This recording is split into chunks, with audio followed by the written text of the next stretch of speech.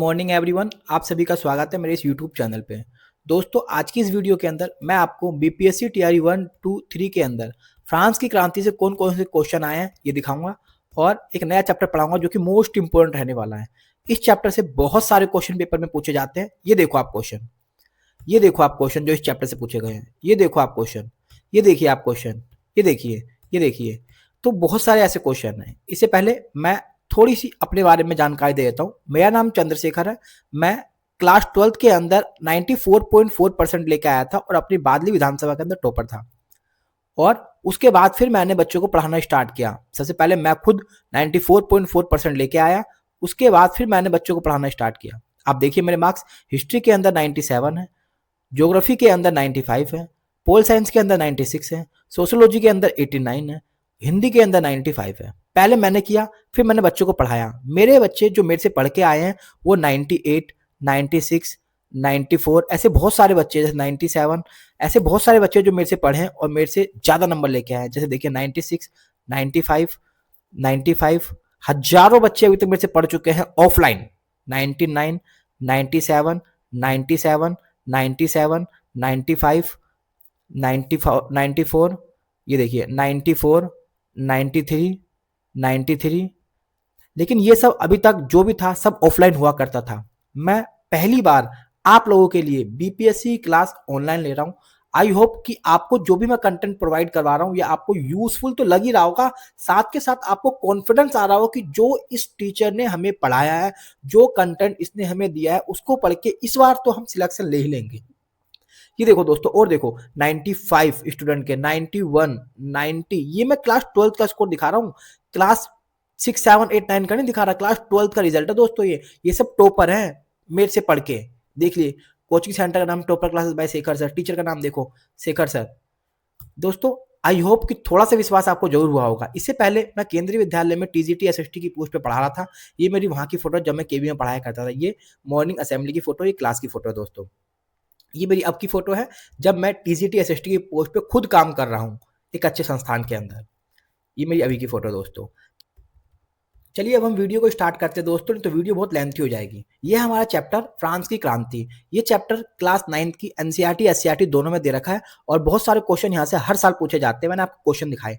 पहले मैं आपको थ्योरी पढ़ाऊंगा, फिर एमसीक्यू क्वेश्चन और साथ के साथ फिर पेपर में जो भी क्वेश्चन आया सब दिखाऊंगा। बस पेशेंस रखिए और लास्ट तक देखिए। वीडियो लेंथी जाएगी क्योंकि बड़ा टॉपिक है, इंपॉर्टेंट भी है। ठीक है, चलिए देखो। जो भी चैप्टर का नंबर है दोस्तों 3, फ्रांस की क्रांति। पेपर में आएगा फ्रांस की क्रांति कब हुई? 1789 में, 1789 में फ्रांस की क्रांति हुई थी, जिसने यूरोप के इतिहास में एक बहुत बड़ा परिवर्तन किया दोस्तों। क्या परिवर्तन हुआ ये मैं आपको आगे बताऊंगा। साथ के साथ इससे क्या हुआ, एक नए युग का अंत हुआ और दूसरे युग का आगमन हुआ था। आगमन होने के लिए नया मार्ग मिला था। इस क्रांति ने फ्रांस में राजतंत्र को समाप्त कर दिया और सामाजिक संस्था के नए विचार जैसे समानता का विचार, स्वतंत्रता का विचार, बंधुत्व का विचार फ्रांस की क्रांति ने ही दिया। पेपर में आएगा कि भाई फ्रांस की क्रांति ने कौन सा नारा दिया? समानता, स्वतंत्रता और बंधुत्व। फ्रांस की क्रांति ने कौन से नए विचार दिए? समानता, स्वतंत्रता और बंधुत्व जैसे विचार दिए। और फ्रांस की क्रांति होने से राजतंत्र को समाप्त किया गया था, ध्यान रखेंगे आप। इसके और साथ के साथ जो पुराने समय में सामंतवादी निरंकुश शासन व्यवस्था था उसको शोषण किया गया, उसको समाप्त किया गया और फ्रांस के अंदर नए विचार, नए स्वतंत्रताएं, नए समानता के विचार लाए गए। इसने क्या हुआ, ना सिर्फ फ्रांस को बल्कि यूरोप के बहुत सारे देशों के अंदर नई चेतना उत्पन्न करी। जैसे देखिए 1776 में अमेरिका का स्वतंत्रता संग्राम हुआ और 1783 में स्वतंत्रता संग्राम अमेरिका का समाप्त हुआ था जब उसने ब्रिटेन के विरुद्ध युद्ध किया था और स्वतंत्रता का संग्राम किया था। पेपर में आएगा अमेरिका का स्वतंत्रता संग्राम कब हुआ? 1776 में। अमेरिकी स्वतंत्रता संग्राम कब समाप्त हुआ? 1783 में। किस संधि के तहत हुआ ये आप बताइए, मुझे तो पता ही है। अब फ्रांस की क्रांति कैसे हुई, इसके क्या कारण थे, तत्कालीन कारण क्या था, ये सब अब हम पढ़ेंगे डिटेल से। चलिए देखते हैं उस समय वहां की व्यवस्था कैसी थी। लंबे समय से वहां पर युद्ध चल रहा था। युद्ध के कारण फ्रांस के अंदर आर्थिक संसाधनों की कमी होती जा रही थी। साथ के साथ वहां के जो शासक थे वो फिजूल खर्ची में फ्रांस की जनता पर अत्यधिक करों का बोझ डाल दिया गया था। सामाजिक विषमताओं के उत्पीड़न ने उन्हें क्रांति के कगार पे ला दिया था। क्रांति के कारण बहुत सारे हैं, अब हम सभी कारणों को डिटेल से पढ़ेंगे। ये देखते हैं राजनीतिक कारण क्या था दोस्तों। फ्रांस में उस समय राजतंत्रात्मक शासन व्यवस्था था, मतलब राजा का शासन चलता था। वहां के जो राजा थे वो बुर्बो राजवंश के थे। पेपर में आएगा किस वंश के राजा वहां पे शासन कर रहे थे, तो वह बुर्बो राजवंश के शासन राज कर रहे थे। और उस समय लुई 14 का शासन था। स्टार्टिंग में, ठीक। लेकिन लुई 14 थोड़ा सा कुशल शासक था। इसके शासनकाल में क्या हुआ, साम्राज्य की प्रतिष्ठा उस शिखर पे थी और उसके बाद के लेकिन जितने भी शासक हुए थे वो सभी के सभी अयोग्य थे। जैसे 1774 में लुई 16 गद्दी पे बैठा। पेपर में आएगा कि लुई 16 फ्रांस की गद्दी पे कब बैठा। 1774 में लुई 16 फ्रांस की गद्दी पे बैठा। इससे पहले शासक कौन था, लुई 14 था जो बुर्बो राजवंश का था। लुई 16 भी बुर्बो राजवंश का ही था। अब लुई 16 के बारे में सब कुछ चलेगा क्योंकि लुई 16 के शासनकाल में ही फ्रांस की क्रांति हुई है। ये क्वेश्चन पूछा गया है। पेपर में सवाल आएगा कि फ्रांस की क्रांति के समय फ्रांस के शासक कौन थे, लुई 16। पेपर में सवाल आएगा कि लुई 16 किस वंश से संबंधित था, बुर्बो राजवंश से संबंधित है। पेपर में सवाल आएगा कि लुई 16 फ्रांस की गद्दी पे कब बैठा, शासक कब बना, 1774 में बना था। अब सुनिए इसके बारे में क्या क्या हुआ था जब ये शासक बना तो। यह अत्यधिक निरंकुश था, फिजूल खर्च करता था और यह अयोग्य शासक था। इसका विवाह ऑस्ट्रिया की एक राजकुमारी थी, इसका नाम था मेरी अंतोनेट, इसके साथ हो गया था। पेपर में आएगा कि लुई 16 की पत्नी का क्या नाम था, मेरी एंटोनेट।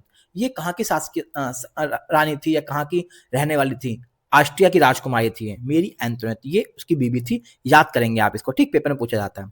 अब ये क्या करती थी, ये ना उत्सवों में काफी पैसा लुटाती थी और ये ना अपने जो खास व्यक्ति हैं उनको ओहदा दिलाने के लिए मतलब दखल देती थी। साथ के साथ ये फिजूल खर्च बहुत ज्यादा करती दोस्तों। इसलिए क्या हुआ था कि फ्रांस के शासक के ऊपर कर्जा चढ़ गया था, ठीक है। मतलब बहुत सारी धनराशि ये बिना फालतू में वेस्ट करते थे।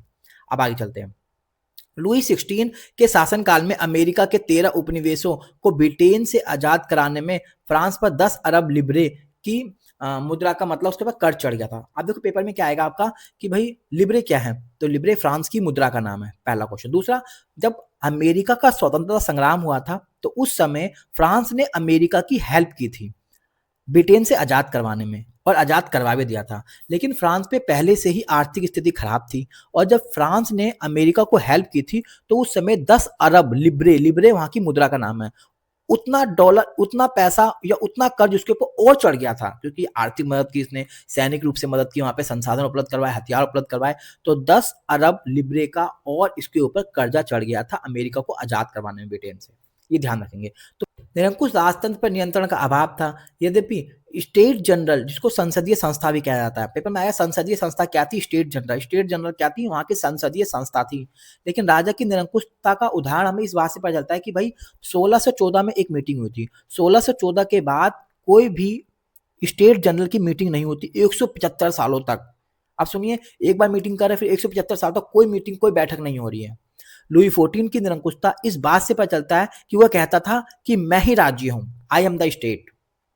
लेकिन चूंकि वह योग्य शासक था, विद्रोहियों को कुशलतापूर्वक दबा देता था और उस समय राज्य की पूरी शक्ति उसके हाथों में ही थी, ठीक है। लेकिन उसके जो उत्तराधिकारी थे उनमें उस तरह के गुणों का अभाव था। पेपर में सवाल आएगा कि भाई स्टेट जनरल की पहली बैठक कब हुई थी, 1614 में, इंपॉर्टेंट क्वेश्चन। पेपर में सवाल आएगा, ऊपर में आएगा कि लुई 14 ने क्या बोला था, उन्होंने बोला था मैं ही राज्य हूं, आई एम द स्टेट। ये कथन किसने बोला, लुई 14 के शासनकाल में बोला गया था, इसने कहा था। लिखा हुआ ना, वह कहता है कि मैं ही राज्य हूं, आई एम द स्टेट। किसने कहा, लुई 14 ने कहा था, ठीक है। अब आगे चलते हैं। राजा की निरंकुशता एवं स्वच्छताचारिता पर अंकुश लगाने के लिए फ्रांस में पाल्मा नामक एक संस्था बनी थी। सवाल पेपर में पूछा जाएगा कि भाई राजा की निरंकुशता के ऊपर थोड़ा सा अंकुश लगाने के लिए कौन सी संस्था बनी थी, पाल्मा नामक संस्था बनी थी, ठीक है, जिसकी संख्या 17 थी और जिसका गठन न्यायालय के रूप में किया गया था। याद रखेंगे, पाल्मा नामक संस्था राजा की शक्ति के ऊपर अंकुश लगाने के लिए बनाया गया था, ठीक है। अब देखते हैं दोस्तों, देखो राजा के अलावा मेरी अंतनोट जो उसकी राजकुमारी थी, ऑस्ट्रिया की राजकुमारी उसकी बीबी थी, के द्वारा शासन का दुरुपयोग किया जा रहा था, जिसमें जनसाधारण की धारणाएं राजतंत्र के बिल्कुल खिलाफ हो गई थी। इसलिए 1789 में उस समय सभी लोगों ने मिलकर, मध्यम वर्ग के लोगों ने मिलकर फ्रांस की क्रांति कर दी थी। ये थे दोस्तों राजनीतिक कारण। मतलब उस समय राजनीति बहुत खराब थी, संसाधन बहुत कम थे, फ्रांस के ऊपर कर्जा चढ़ा हुआ था। फ्रांस के जो राजा थे लुई 16 और उसकी बीबी मेरी अंतोनेट, उन्होंने बहुत धन का मिसयूज किया। साथ के साथ वो मतलब फिजूल खर्ची ज्यादा करते थे, इसके ऊपर इसलिए उनके ऊपर ना कर्जा चढ़ गया। और लिब्रे वहाँ की मुद्रा थी और 10 अरब लिब्रे का कर्जा इसलिए चढ़ गया क्योंकि भाई फ्रांस ने अमेरिका को आज़ाद कराने की कोशिश की थी। ये हमारे सब राजनीतिक कारण थे। अब हम देखेंगे सामाजिक कारण क्या थे जिस कारण से फ्रांस की क्रांति हुई। तो कुछ समाज में उस समय ना 3 स्टेट थे। पेपर में पूछेगा 18वीं शताब्दी में फ्रांस में कितने स्टेट थे, 3 स्टेट में या 3 श्रेणी में फ्रांस को बांट रखा था उसमें। प्रथम स्टेट दूसरे स्टेट और तीसरा स्टेट। प्रथम स्टेट में कौन था, पेपर में पूछा जाएगा। तो प्रथम स्टेट के अंदर पादरी वर्ग के लोग थे। देखो ये लिख रखा मैंने कि भाई प्रथम स्टेट में कौन थे, क्लर्जी थे, पादरी वर्ग के लोग थे। ठीक, दूसरे स्टेट में कौन थे, कुलीन वर्ग के लोग थे, नोबिलिटी मतलब नोबल, जो अमीर वर्ग के होते हैं, अभिजात वर्ग के लोग होते हैं, उसे कहते हैं नोबल। कुलीन वर्ग या अभिजात वर्ग एक ही है, दूसरे स्टेट में ये थे। ठीक है, और सबसे अच्छी बात क्या थी, इन दोनों करों से मुक्त था, इनको कोई टैक्स नहीं देना, कोई कर नहीं देना इनको। और तीसरे स्टेट में कौन थे, सामान्य वर्ग के लोग थे, मध्यम वर्ग के लोग थे, जिसके अंदर बड़े बड़े व्यापारी भी आएंगे, व्यवसायी भी आएंगे, शिक्षित वर्ग के लोग भी आएंगे, ठीक है, बुर्जुआ क्लास कहते हैं हम इसको, और किसान भी आएंगे इसके अंदर, शिल्पकार भी आएंगे इसके अंदर, छोटे छोटे किसान भी आएंगे, नौकर आएंगे, मजदूर आएंगे, ये सभी तीसरे स्टेट के अंदर थे, मध्यम वर्ग के लोग। अब देखो 90% जनता तीसरे स्टेट में थी, जिसका इनको कोई भी विशेषाधिकार प्राप्त नहीं था। अपने स्वामी की सेवा करते थे, स्वामी के घर में खेतों में जाके काम करते थे, सैन्य सेवाएं देना, सड़कों का निर्माण में सहयोग देना आदि कार्य ये करते करते थे। उन्हें सभी प्रकार के कर देने पड़ते थे। प्रथम स्टेट और दूसरे स्टेट को किसी प्रकार के कर नहीं देने, जैसे पादरी वर्ग को और कुलीन वर्ग को, जबकि तीसरे वर्ग को सभी प्रकार के टैक्स या कर देने पड़ते थे। इसमें कौन कौन आता है, इसमें डॉक्टर भी आते हैं तीसरे वर्ग के अंदर, वकील भी आते हैं, जज आते हैं, अध्यापक आते हैं, व्यापारी आते हैं, शिक्षक आते हैं, लेखक आते हैं, शिल्पी आते हैं, मजदूर आते हैं, ये सभी तीसरे वर्ग के अंदर शामिल थे। तीसरे वर्ग के अंदर ज्यादातर मध्यम वर्ग के लोग थे, इसको बुर्जुआस कहते हैं हम, ठीक है, जिन्होंने फ्रांस की क्रांति में अहम भूमिका निभाई थी तीसरे वर्ग के लोगों ने। मध्यम वर्ग में सबसे अधिक असंतोष था। इसका सबसे बड़ा कारण यह था कि ये सुयोग्य थे, मतलब योग्य थे, संपन्न थे, लेकिन फिर भी ये शासन नहीं कर पा रहे थे। राज्य में सभी बड़े पदों पे कुलीन वर्ग के लोग और पादरी वर्ग के लोग बैठे हुए थे। उनका मानना था कि सामाजिक ओहदे का आधार योग्यता होनी चाहिए, ना कि वंश। मध्यम वर्ग के लोग कहते थे भाई कि समाज के अंदर जो तुम गद्दी में बैठे हुए हो, ओहदे में बैठे हो, योग्यता के आधार पर बैठो, ना कि वंश के आधार पर बैठो। मध्यम वर्ग के साथ कुलीन वर्ग के लोग बहुत बुरा व्यवहार करते थे, असमानता का व्यवहार करते थे। यह बात उन्हें बहुत अपमानजनक लगती थी। इसी वजह से फ्रांस की क्रांति का सबसे महत्वपूर्ण आता कि समानता, जिसे सामान्य वर्ग के लोगों ने, मध्यम वर्ग के लोगों ने आगाज किया था। मतलब मध्यम वर्ग के लोगों के साथ बहुत बुरा व्यवहार करते थे कुलीन वर्ग के लोग, पादरी वर्ग के लोग, और असमानता का व्यवहार करते थे। इससे मध्यम वर्ग के लोग परेशान हो गए। इसलिए जो थर्ड क्लास थी हमारी मध्यम वर्ग के लोगों की, उन्होंने फ्रांस की क्रांति कर दी थी। और मध्यम वर्ग के लोगों को खुद टैक्स देना पड़ता था। जो प्रथम वर्ग था, दूसरा वर्ग था, उनको कोई टैक्स नहीं देना पड़ता था। ये शासन करते थे वंश के आधार पर, शिक्षित भी नहीं थे, योग्य नहीं थे, फिर भी शासन कर रहे थे। ये चीज मध्यम वर्ग के लोगों को अच्छी नहीं लगी, इसलिए मध्यम वर्ग के लोगों ने क्या किया, फ्रांस की क्रांति स्टार्ट करवा दी। फ्रांसीसी क्रांति में किसानों की स्थिति और भी बहुत बुरी थी, दयनीय स्थिति हो गई थी। उन्हें अनेक प्रकार के कर देने पड़ते थे। जैसे क्रांति से पूर्व फ्रांस में कुलीन लड़ते थे, पुजारी पूजा करते थे, और जनसाधारण उनका खर्चा उठाते थे। मतलब क्रांति होने से पहले कुलीन लड़ेगा, कुलीन वर्ग के लोग जो थे वो लड़ेंगे, पुजारी वर्ग के जो लोग हैं वो पूजा करेंगे, और जनसाधारण जो है तीसरे वर्ग के लोग उनका खर्चा उठाएंगे। ये लाइन पेपर में पूछ सकता है भाई, the noble fight, the clergy pray and people pay. ये कथन किस क्रांति से, फ्रांस की क्रांति से। अब देखते हैं हम आर्थिक कारण क्या थे दोस्तों। अब हम देखेंगे दोस्तों आर्थिक कारण क्या थे जिस कारण से फ्रांस की क्रांति हुई थी। आर्थिक कारण के अंदर हम पढ़ेंगे कि भाई असमान कर प्रणाली थी, कर अलग अलग थे। जैसे प्रथम वर्ग और दूसरे वर्ग पे किसी प्रकार का टैक्स नहीं था, जबकि तीसरे वर्ग के ऊपर टैक्स लगा रखा था। भूमि कर, आर्थिक कर, धार्मिक कर, संपत्ति कर, ये सब टैक्स लगाने से क्या हुआ, जो किसान थे, मध्यम वर्ग के लोग थे, शिक्षक थे, डॉक्टर थे, ये सब परेशान हो गए थे। भिन्न भिन्न प्रकार के उनके ऊपर टैक्स लगा रखे थे। तीसरी समस्या थी बेरोजगारी की समस्या थी। भाई उस समय बहुत सारी जनसंख्या बढ़ रही थी, उनको रोजगार के कोई साधन नहीं मिले थे। जो मध्यम वर्ग जो था वो बहुत परेशान था, बेरोजगार था, जबकि प्रथम वर्ग और द्वितीय वर्ग के लोग शासन कर रहे थे। इन सभी कारणों से आर्थिक स्थिति खराब होती जा रही थी, और साथ के साथ उनके ऊपर टैक्स लगाए जा रहे थे। इसी कारण से फ्रांस की क्रांति हो गई थी। अब यहाँ से पेपर में सवाल पूछा जाएगा, प्रत्येक 5 या 6 वर्ष के बाद फ्रांस की सरकार पूंजीपतियों को कर वसूलने का ठेका देती थी। ये जो पूंजीपति थी, ये टैक्स फार्मर कहे जाते थे। आता है पेपर में, ध्यान रखना। ये फिर से बोलता हूँ, प्रत्येक 5 या 6 वर्ष के बाद फ्रांस की जो सरकार थी वो पूंजीपतियों को टैक्स वसूलने के लिए ठेका देती थी। जो टैक्स वसूलने का काम करते थे ना पूंजीपति, उसको टैक्स फार्मर कहा जाता था। ये रैयतों यानी किसानों से अधिक टैक्स वसूलते थे और सरकार को निश्चित रकम देके बाकी रकम अपने जेब में रख लेते थे। ध्यान रखेंगे आप। किसानों को भूमि कर देना पड़ता है, इसको टैले या टाइल कहा जाता था, याद रखेंगे। इसके अलावा उनको टिथ नामक एक धार्मिक कर भी देना पड़ता है। पेपर में आएगा धार्मिक कर कौन सा है, टिथ। टिथ एक धार्मिक कर है। टैले या टाइल जो है ये भूमि कर है, भूमि कर। और इसके अलावा भी उनको कई प्रकार के कर देने पड़ते, जो अप्रत्यक्ष कर थे, नमक के ऊपर, तंबाकू के ऊपर, दैनिक उपभोग की चीज़ों के ऊपर कर देना पड़ता था। इस कारण से फ्रांस की जो आम जनता थी, उनकी आर्थिक स्थिति दिन प्रतिदिन खराब होती जा रही थी और फ्रांस की क्रांति के अंदर आर्थिक कारण ने महत्वपूर्ण भूमिका निभाई थी। इसके अलावा और क्या हो रहा था? इस समय असंतोषजनक एवं अन्यायपूर्ण वातावरण था। देश का विकास रुका हुआ था। साथ के साथ सरकारी फिजूल खर्ची जो कि लुई 16 करता था और उसकी बीवी मेरी एंटोनेट करती थी। अपने ऐशो आराम की जिंदगी में अपने भोग विलास की वस्तुओं पे करते थे। इसी कारण से क्या हुआ? फ्रांस की क्रांति करने के लिए एक हमें इन्वायरमेंट मिल गया, वातावरण मिल गया और मध्यम वर्ग के लोगों ने इसका फायदा उठाया और क्रांति कर दी। अब देखते हैं सैनिक कारण। सैनिक कारण क्या थे दोस्तों? इसके अंदर नियुक्ति में असमानता। जैसे नियुक्ति यदि होती थी, किसी की ज्वाइनिंग होती थी तो उसमें असमानता थी। मध्यम वर्ग के लोगों को जल्दी ज्वाइनिंग नहीं मिलती थी। प्राथमिक वर्ग और द्वितीय वर्ग जो थे, सिर्फ वहाँ के शासक ही सेना बनते थे या जल्दी जल्दी उनकी नौकरी लगती थी। कम वेतन का निर्धारण, मतलब जो मध्यम वर्ग के लोग थे उनको कम वेतन दिया जाता था, काम ज़्यादा करवाया जाता, खराब भोजन दिया जाता था उनको और कम वेतन में काम करवाते थे, कठोर अनुशासन में रखते थे, जिस कारण से जो मध्यम वर्ग के लोग तो परेशान हो गए थे। खराब भोजन की व्यवस्था थी, मतलब उनको खाना भी बहुत बेकार मिलता था तीसरे वर्ग के लोगों को। इसलिए सैनिक कारण ये बने थे, जिस कारण से फ्रांस की क्रांति हो गई।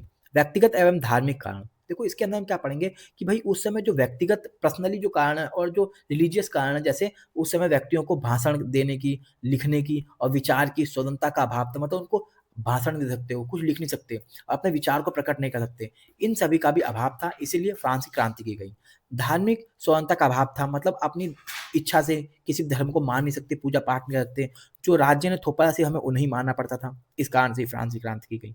इसके अलावा कानूनों में एक रूपता का अभाव था, कानून सबके लिए अलग अलग थे, जैसे मध्यम वर्ग के लिए कठोर कानून बना रखे थे, प्रथम और द्वितीय वर्ग के लिए बहुत सामान्य कारण थे या नहीं भी होते थे कानून, ठीक है।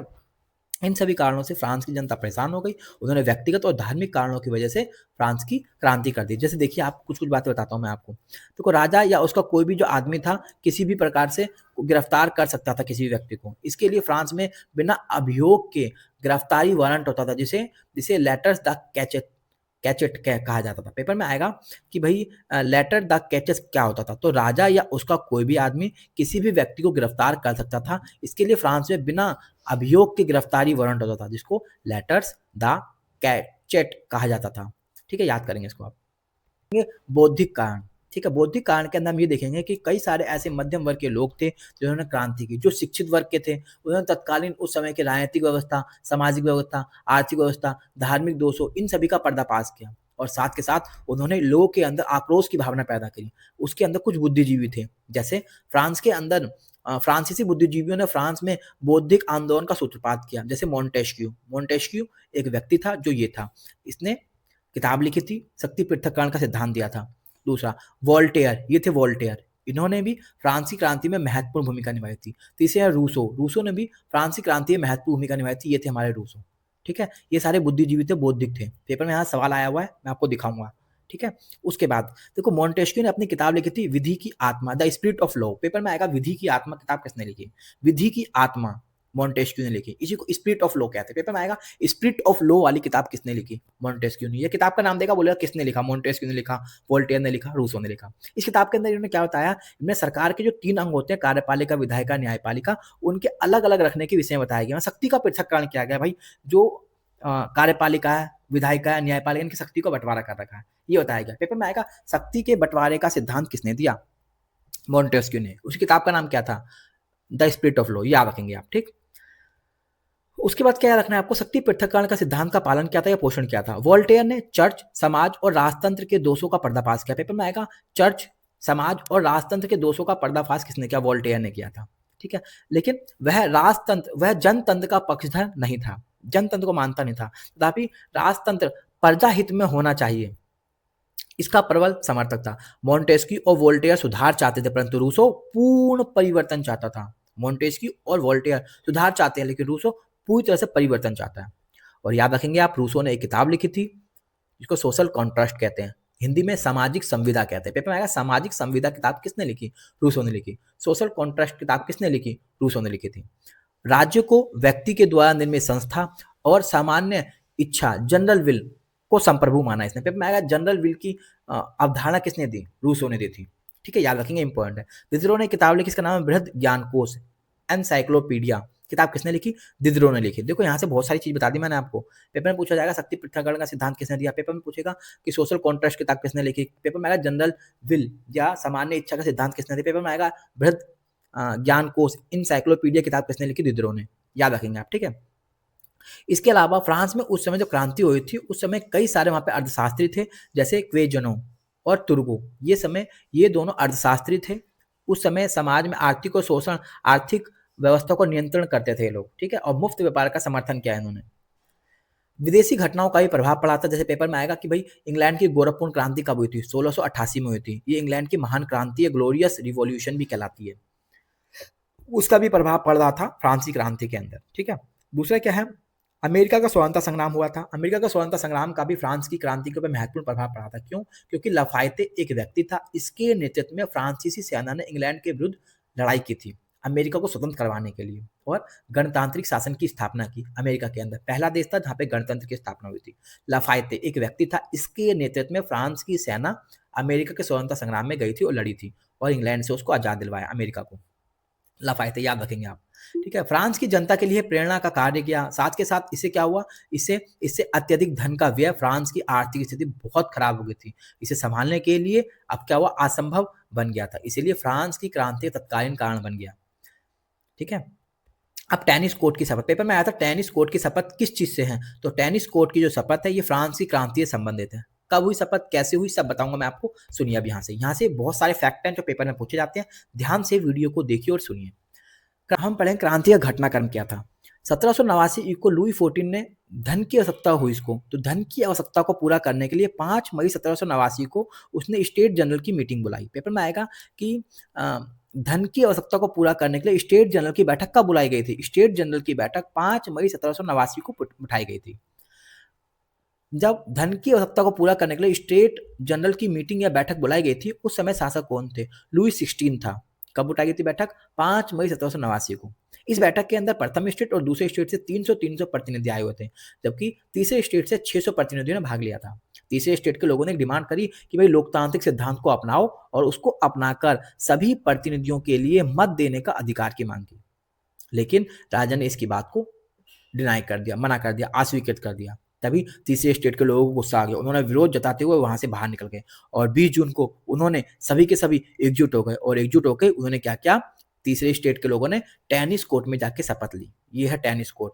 यहाँ पे प्रथम वर्ग और दूसरे वर्ग के लोग नहीं थे, सिर्फ तीसरे वर्ग के लोग थे। इन्होंने टेनिस कोर्ट की शपथ ली थी, क्योंकि इन्होंने कहा था कि भाई लोकतांत्रिक सिद्धांत को अपना के वोट देने का अधिकार होना चाहिए। लेकिन उन्होंने जब नहीं माना तो उन्होंने टेनिस कोर्ट की शपथ ले ली, और सभी अपनी सभा को इन्होंने नेशनल असेंबली घोषित कर लिया तीसरे स्टेट के लोगों ने। और यह शपथ ली कि जब तक राजा की शक्तियों को कम करने वाला संविधान बन के तैयार नहीं होगा, जब तक यह सभा कभी भंग नहीं होगी, नेशनल असेंबली। टेनिस कोर्ट की शपथ में, टेनिस कोर्ट की जो शपथ थी उसके अंदर यह शपथ ली गई थी कि राजा की शक्तियों को कम करने वाला संविधान जब तक नहीं बनेगा, जब तक संविधान बनकर तैयार नहीं होगा, जब तक यह सभा कभी भंग नहीं होगी। अब क्या हुआ कि राजा के द्वारा इसे भंग कर सदस्यों को बंदी बनाने की अफवाह उठी। तभी बहुत बड़ी संख्या में लोग इकट्ठा हो गए। उन्होंने क्या किया? उन लोगों का नेतृत्व कौन करा था? मिरावियो और आवेसिये नामक नेता करे थे। पेपर में आएगा टेनिस कोर्ट की शपथ का नेतृत्व कौन कर रहा था? आवेसिये और मिरावियो कर रहे थे, ठीक है। टेनिस कोर्ट की शपथ का नेतृत्व कौन कर रहे थे? आवेसिये और मिरावियो, ठीक है। टेनिस कोर्ट की शपथ है ना, इसका नेतृत्व किसने किया था?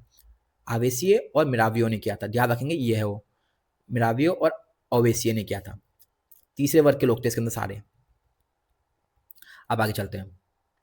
14 जुलाई को सन 1789 को क्या हुआ? क्रांतिकारियों ने पेरिस में स्थित राज्य का एक कारागृह था, इसको बैस्टिल कहा जाता है, उसको घेर लिया था। और बैस्टिल का जो दुर्ग था वो राजतंत्र के निरंकुशता का प्रतीक माना जाता था। 4 घंटे डेरा डालने के बाद, जेल का फाटक तोड़ने के बाद बंदियों को वहां से मुक्त करा लिया गया, और उसके बाद क्या हुआ? बास्टिल जो कारागृह था वो समाप्ति हो गई, जिससे निरंकुश शासन का पतन हो गया। फ्रांस में 14 जुलाई को स्वतंत्रता दिवस मनाया जाता है। इंपोर्टेंट, 1 नंबर में आएगा ये क्वेश्चन कि फ्रांस में स्वतंत्रता दिवस कब मनाते हैं? 14 जुलाई को हर साल मनाया जाता है, क्योंकि 14 जुलाई को 1789 में ही बास्टिल के किले को ध्वस्त किया गया था, उसका पतन किया गया था। वहां पर जितने भी लोग थे उसको मुक्त किया गया था, बंदियों को मुक्त किया गया था। 14 जुलाई को स्वतंत्रता दिवस मनाते हैं फ्रांस के अंदर।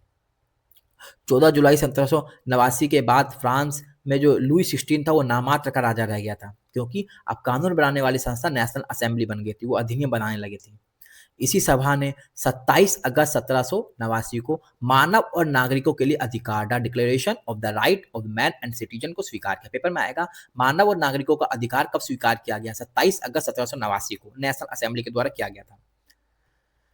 इसमें क्या हुआ था? इसके अंदर इस घोषणा की गई थी प्रत्येक व्यक्ति को अपने विचार प्रकट करने की इच्छा मिलेगी और धर्म का पालन करने का अधिकार मिलेगी। ठीक है, और व्यक्तिगत स्वतंत्रता के साथ प्रेस की स्वतंत्रता का अधिकार मिलेगा और अब राज्य किसी भी व्यक्ति को बिना मुकदमा चलाए गिरफ्तार नहीं कर सकता है तथा मुआवजे के लिए उनके जमीन पर कब्जा नहीं कर सकता। मध्यम वर्ग के लिए सबसे महत्वपूर्ण निश्चय वे थे जिनके अनुसार कर अब सभी वर्गों के ऊपर समान रूप से डालने का निश्चय किया गया था। इससे पहले किसी के ऊपर ज़्यादा कर, किसी के ऊपर कम कर लगाया जाता था और किसी भी व्यक्ति को बिना मुकदमा के गिरफ्तार कर लिया जाता। ये सब चीज़ें खत्म हो गई, लोगों को अपनी आज़ादी मिल गई, स्वतंत्रता मिल गई थी बोलने की, भाषण देने की। सन 1791 में नेशनल असेंबली ने संविधान का प्रारूप तैयार किया जिसमें शक्ति पृथक्करण के सिद्धांत को अपनाया गया था।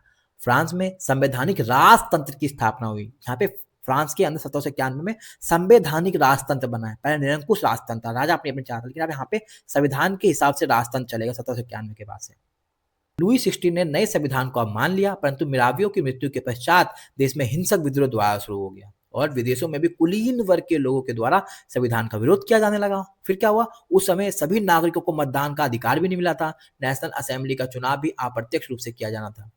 उपयुक्त सभी बातों का ये सब बातें आलोचना का विषय बन गई। आलोचकों ने क्या किया? जैकोबिन क्लब के सदस्य जन गए। जैकोबिन क्लब बन गया, उसके अंदर सभी व्यक्ति सदस्य बन गए। इसमें छोटे छोटे दुकानदार भी हैं, कारीगर भी हैं, घड़ीसाज भी हैं, नौकर भी हैं, दिहाड़ी के मजदूर भी हैं, ये सभी नेता थे, व्यक्ति थे जैकोबिन क्लब के अंदर। पेपर में आया जैकोबिन क्लब के सदस्य कौन थे, नेता कौन थे, मेन व्यक्ति कौन था? मैक्समिलर रोबेस्पियर। मैक्समिलर रोबेस्पियर जैकोबिन क्लब के हेड थे। अब आतंक का राज पढ़ेंगे। पेपर में आएगा आतंक का राज किसके शासनकाल में था? रोबेस्पियर के शासनकाल में। क्यों? सुनिए, क्योंकि उस समय खाद्य पदार्थों की चीजें के दाम बढ़ रहे थे, महंगाई बढ़ रही थी, खाद्य पदार्थों का अभाव था। इन सभी चीजों से नाराज होकर हिंसक विद्रोह की शुरुआत हो गई थी।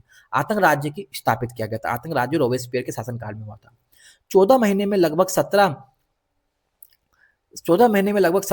17,000 व्यक्तियों को मुकदमे चलाए गए, उन्हें फांसी दे दी गई थी। रोबेस्पियर प्रत्यक्ष प्रजातंत्र को पोषण था, वो प्रत्यक्ष डायरेक्ट डेमोक्रेसी चाहता था। 21 वर्ष से अधिक उम्र वाले व्यक्तियों को मतदान का अधिकार देकर चाहे उसके पास संपत्ति हो या ना हो चुनाव कराया गया और 21 सितंबर 1792 को नवनिर्वाचित असेंबली को कन्वेंशन नाम दिया गया। पेपर में आएगा कि कन्वेंशन क्या था? नवनिर्वाचित असेंबली थी। कब बनी थी? 21 सितंबर 1792 को।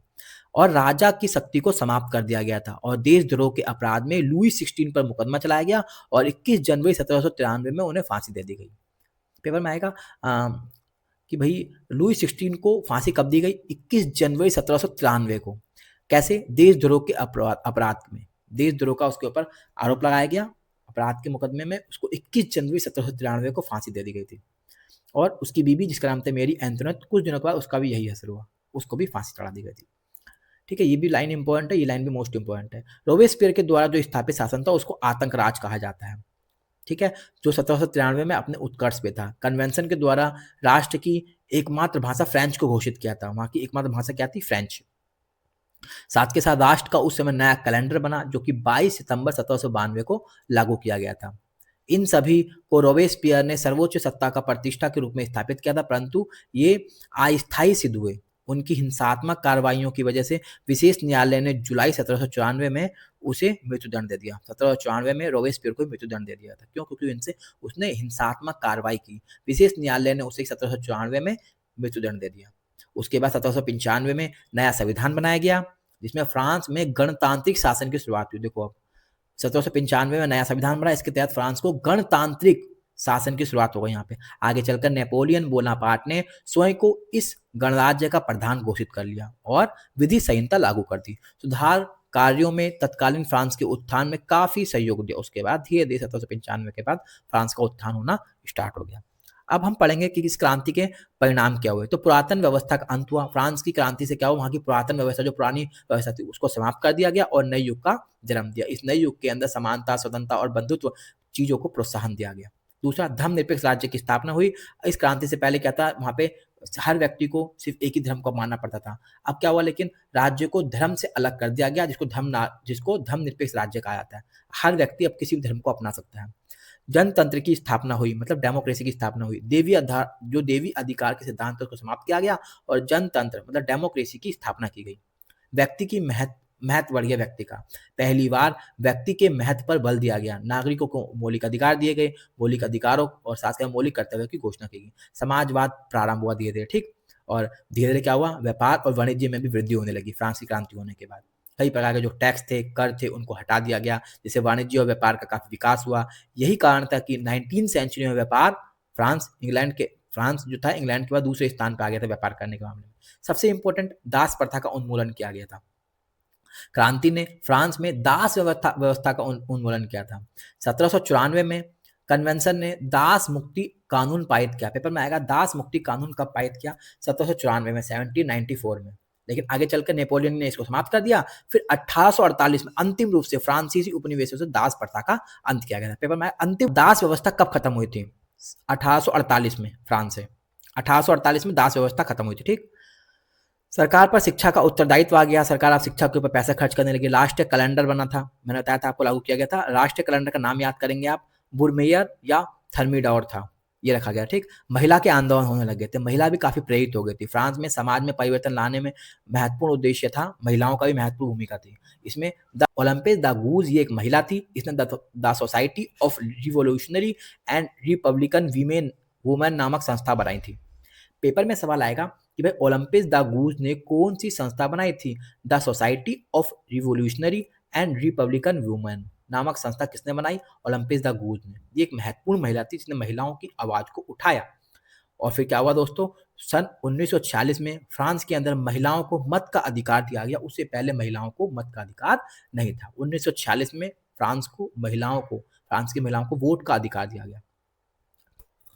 अन्य देशों पर भी क्रांति का प्रभाव पड़ा, जैसे इटली के ऊपर, जर्मनी के ऊपर, पोलैंड के ऊपर।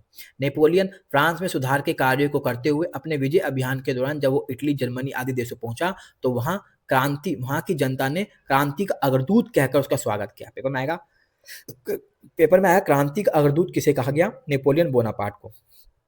उसके बाद इटली पे भी इसका प्रभाव पड़ा, जर्मनी पे भी प्रभाव पड़ा और पोलैंड के ऊपर भी प्रभाव पड़ा। ध्यान रखेंगे आप, फ्रांसीसी क्रांति के अग्रदूत किसे कहा जाता है, नेपोलियन को कहा जाता है। इंग्लैंड के ऊपर भी इसका प्रभाव पड़ा। मैंने बताया था आपको, इंग्लैंड के अंदर ग्लोरियस क्रांति हुई थी, मैंने आपको डेट बताई थी, वही याद करना है आपको, ठीक है। गोरखपुर क्रांति सन 1832 में इंग्लैंड में संसदीय सुधार अधिनियम पारित हुआ था। इसके द्वारा वहां के जमींदारों की शक्ति समाप्त कर दी गई और जनता के लिए अनेक सुधार का कार्य किए गए थे। भविष्य में इंग्लैंड में औद्योगिक क्रांति हुई। इसके कारण पेपर में आएगा कि संसदीय सुधार अधिनियम कब पारित हुआ, 1832 में संसदीय सुधार अधिनियम पारित हुआ।